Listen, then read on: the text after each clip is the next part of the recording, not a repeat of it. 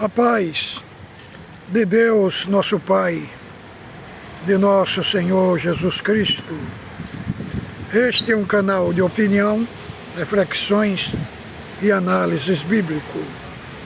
Você que não é inscrito no nosso canal e que assiste os nossos vídeos, por gentileza, clique aí abaixo e você se inscreve no nosso canal e você recebe os nossos vídeos de primeira mão.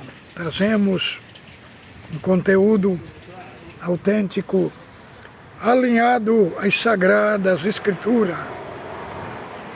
Esse dia de hoje é um dia de muita alegria no meu coração, por estar aqui com muita saúde, expondo aqui as Sagradas Escrituras. Deus abençoe todos que compartilham nossos vídeos, fizeram seus comentários. Isso é uma alegria muito grande para nós. Mas vamos ao vídeo. Nosso assunto de hoje eu estava explicando para o irmão Goiânia a respeito da graça. Como o tempo foi pouco e esse assunto é um assunto muito grandioso, eu falei para ele que ia dar uma explicação quando tivesse tempo. Então o assunto de hoje é esse: a graça de Deus se ha manifestado, trazendo salvação a todos os homens. E o texto que vamos ler está na Epístola Universal, na Epístola Apostólica do Apóstolo Paulo, escrito a Tito. Nós vamos ler capítulo 2, do verso 11 ao 14, que diz assim: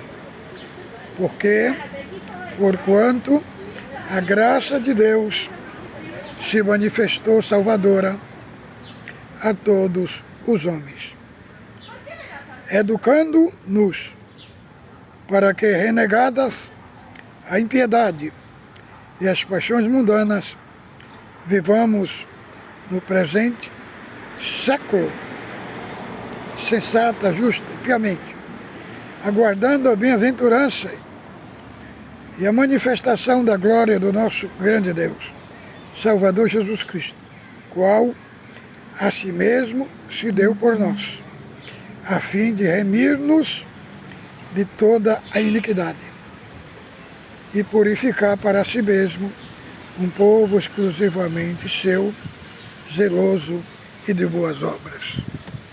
Este é o nosso assunto de hoje.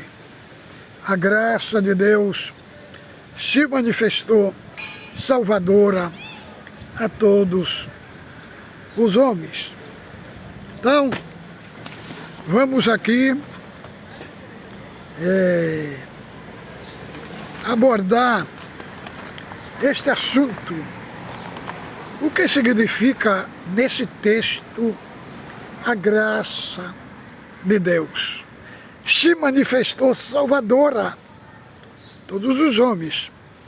Sabemos que a graça é um favor imerecido de Deus, um favor que os homens não mereciam, e Deus manifestou esse favor a eles.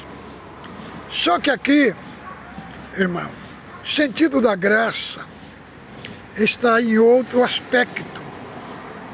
O sentido da graça está no sentido da punição. Punição de quê? Punição dos nossos pecados. O problema de todo ser humano é o pecado. O pecado em todas as suas facetas, em todas as suas extensões.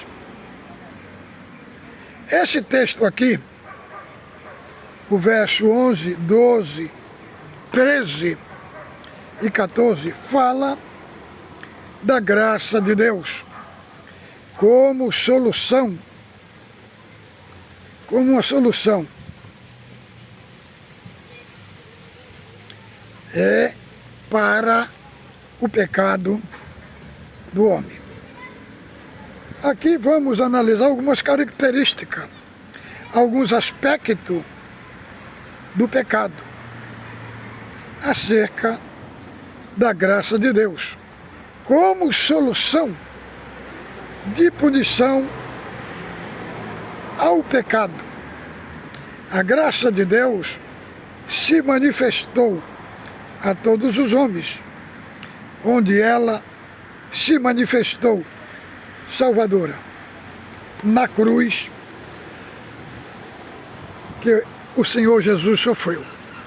Então, irmão, nós temos que entender uma coisa: ela se manifestou a todos os homens. Será que foi toda a humanidade?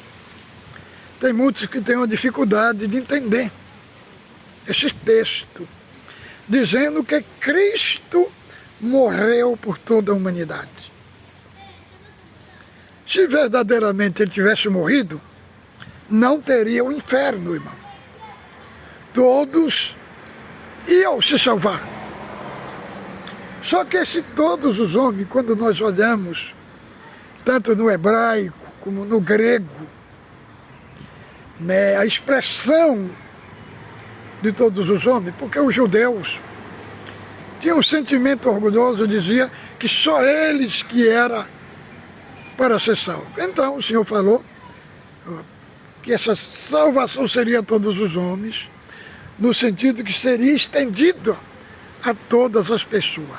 Nesse texto aqui, capítulo que vem antes, o 2, está falando das qualidades de pessoa, de escravo. Quando nós lemos Apocalipse, capítulo 5, do verso 9 a 10, diz que Cristo morreu por toda tribo, nação e língua. Morreu para as pessoas que procedem de toda tribo, nação e língua. Querendo dizer, o Senhor morreu o negro, o branco, morreu o peruanos, boliviano, paraguaio, argentino, chileno, uruguaio, portugueses, espanhol, africano, asiático, polonês, inglês, sueco, dinamarquês, quer dizer, por todos os homens, querendo dizer, por todas as pessoas que procedem de toda tribo e nação. Então, aqui a graça de Deus se manifestou salvadora, no sentido de quê? No sentido da punição. Por quê? Por causa do problema do pecado do homem. O homem, se ele morresse, e era a pena do pecado do homem, era a morte, se ele morresse, ele não conseguia pagar o seu pecado. Porque o pecado do homem, ele afrontou a Deus. Ele afrontou a divindade de Deus. Então, quem que Deus enviou para receber essa punição? Foi Cristo. Então, quando fala que a graça de Deus se manifestou salvadora a todos os homens, está se referindo à punição que Cristo sofreu na cruz para pagar o nosso pecado. Foi Ele que pagou na cruz. Teve que pagar com a sua morte. E foi a única morte que satisfez as exigências de Deus. Por isso que não poderia ser um anjo, nem um arcanjo, nem um querubim, que poderia morrer pelo homem. Porque só o que satisfaria as exigências da lei de Deus, era o próprio Filho de Deus, um membro da Trindade. Tinha que ser alguém da mesma esfera de Deus, que procede da mesma essência, que procede da mesma natureza. Para quê? Para pagar a nossa dívida. Que a nossa dívida, ela era impagável. Então, quando fala que a graça de Deus se manifestou salvadora a todos os homens, ela está se referindo da punição que Cristo sofreu na cruz. O nosso pecado foi punido nele. Foi nele que o nosso pecado foi punido e nós fomos inocentados diante de Deus. Nós fomos declarados justos no tribunal de Deus, porque o nosso pecado foi creditado na conta de Cristo. Foi creditado. Então, aí nós fomos inocentados na morte de Cristo.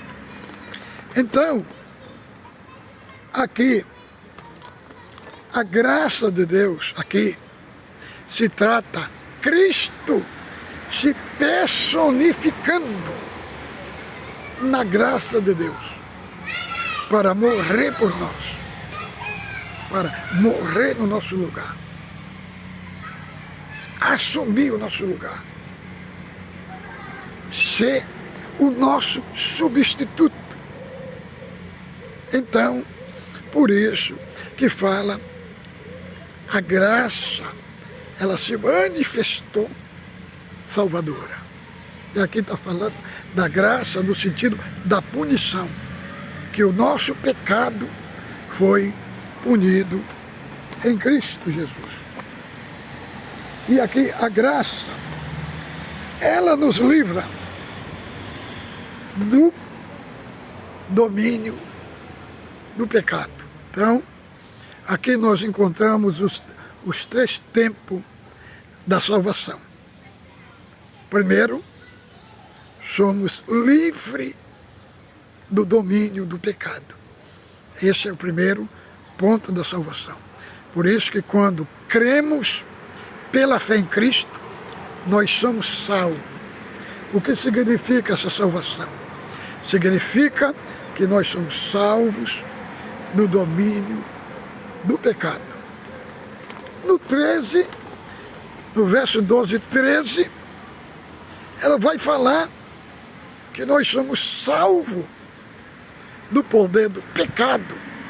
E aí desembocamos uma vida de santificação. Somos salvos do poder do pecado.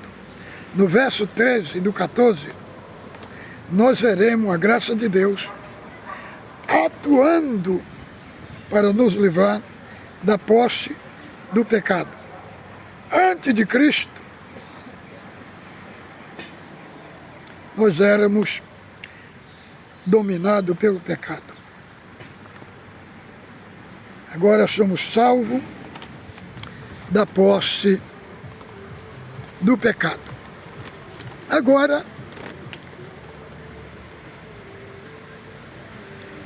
Agora daqui, nós vamos ver aqui os três atos da graça.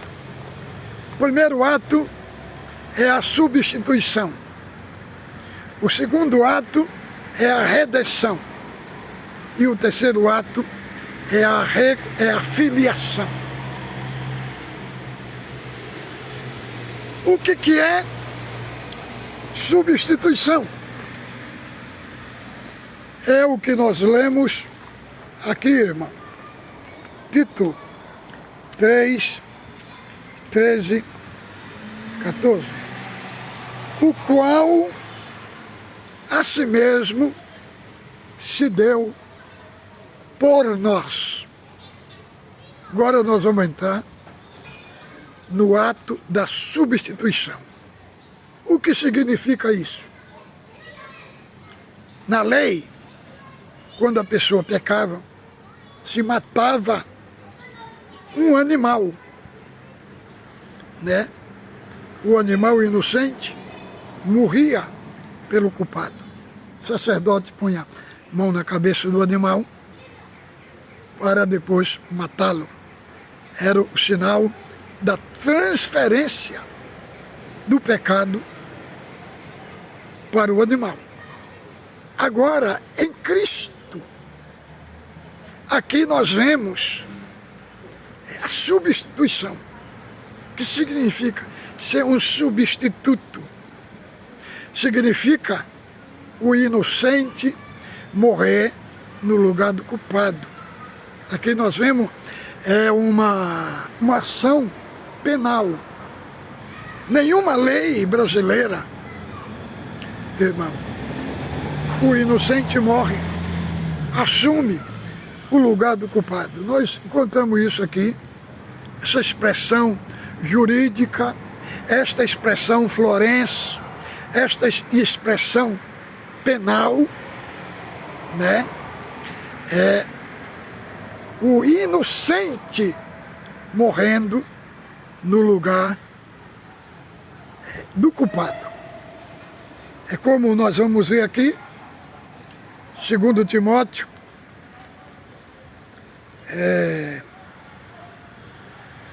2 Coríntios, capítulo 5, verso 21. Abra aí sua Bíblia. Capítulo 5 de 2 Coríntios, verso 21. Aquele que não conheceu o pecado, ele o fez pecado por nós, para que nós fomos feitos justiça de Deus. Aquele que não conheceu o pecado, se fez pecado. Deixa eu traduzir para os irmãos. Não é que Cristo se fez pecador na cruz. Não é isso. A expressão correta é que Cristo foi oferta pelo nosso pecado. Ele se fez uma oferta pelo nosso pecado. Como está lá Isaías 53, verso 3 ao 4. Então, ele se fez oferta. Ele foi uma oferta aceitada por Deus. Como está aqui em Efésios,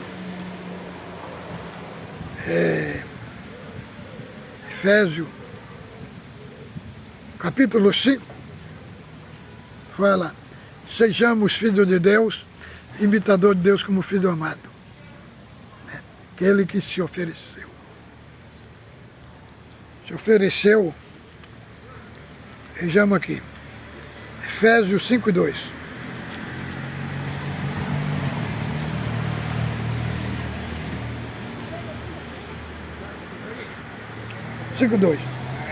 Andai em amor, como também Cristo nos amou e se entregou a si mesmo por nós, como oferta em sacrifício a Deus, em cheiro suave. Se ofereceu a Deus. Por quê? Por causa de nós. Porque ele morreu no nosso lugar. Ele assumiu o nosso lugar. Ele foi o nosso representante. Irmãos, vejamos Romanos 3, capítulo 3, verso 23 ao 25. Vejamos como é que está escrito aqui, ó.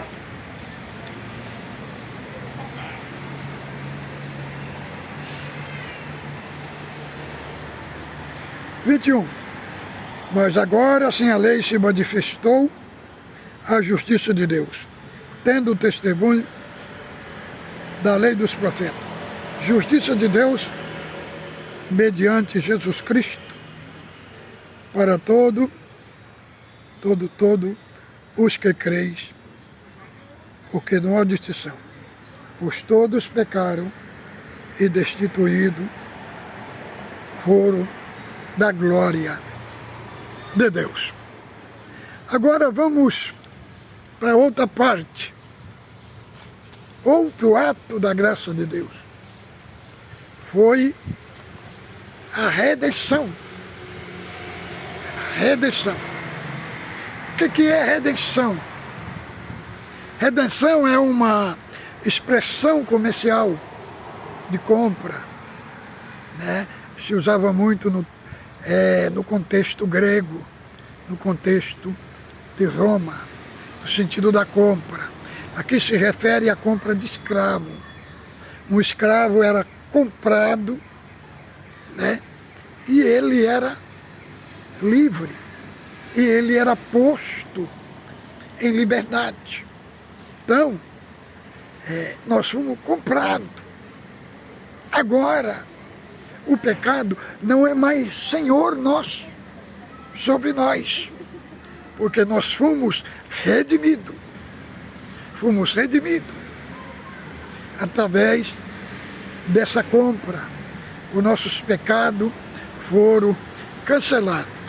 Vejamos o que diz Romanos 3, 24. Tendo sido justificado gratuitamente, mediante a redenção, sendo sido justificado gratuitamente, mediante a redenção que há em Cristo Jesus. Nós fomos redimidos, nós fomos comprados, nós éramos, o pecado tinha posse de nós. Na redenção, o pecado perdeu o direito de ser nosso dono. Perdeu o direito, porque nós fomos comprados para Deus, né? Agora, nós vamos ver a outra parte, né, da filiação. Voltamos para Tito. Para Tito, capítulo 2, verso 14. Capítulo 2, verso 14. Vamos ver aqui o que aconteceu com nós. 14. O qual a si mesmo se deu por nós, a fim de remirmos de toda iniquidade e purificar para si um povo especial e zeloso de boas obras. A purificação aqui, ela faz um contraste entre a iniquidade. Nós somos purificados para quê? Para que nós fomos purificados? Nós fomos purificados porque não pertencemos mais ao pecado. Pertencemos a um novo dono. Veja, si mesmo, purificar para si mesmo um povo exclusivamente seu, de boas obras. Então, para que nós fomos purificados? Nós fomos purificados para Deus, para Cristo se fazer o nosso dono. Agora nós temos um dono.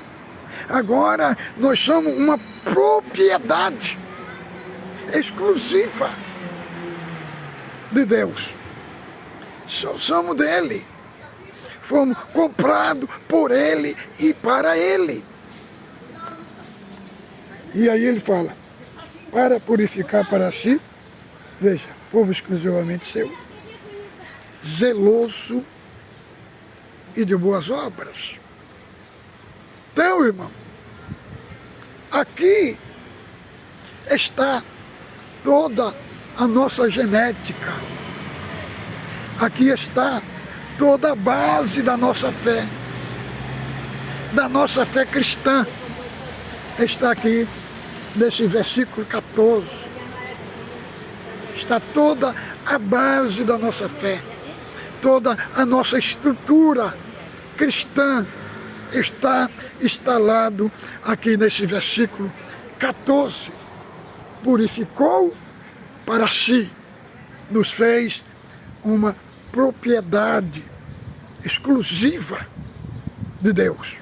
Por isso que agora a nossa vida ela tem que ter outro norte, sabe? Nós temos que andar agora dentro do princípio de Deus, como povo de Deus especial. Aqui, quando se diz especial, é porque é um valor altamente sublime, altamente magnífico. Aqui nós temos que estar com a nossa vida alinhada a Deus, alinhada à palavra, porque somos um povo diferenciado, diferente. Nós temos um dono, irmão. Agora nós temos um dono. Agora nós não somos mais o dono do nosso nariz. Nós não fazemos mais o que nós queremos. Nós não andamos mais pelo caminho que queremos. Não, porque temos um dono. Um dono. Agora é Ele. É Ele que é a nossa direção. Toda a nossa vida está nele. Está enraizada. Está fundamentada nele. Por quê? Porque somos filhos agora. Recebemos uma filiação de filho. Temos um pai. Temos agora uma paternidade. Sabe? Não somos órfãos. Não. Temos um pai. Somos filhos de Deus. Somos herdeiros de Deus. E co-herdeiro por Cristo. Então, irmão, esta aqui é os 3 atos da graça de Deus. Então fique com Deus, ósculo santo no vosso coração.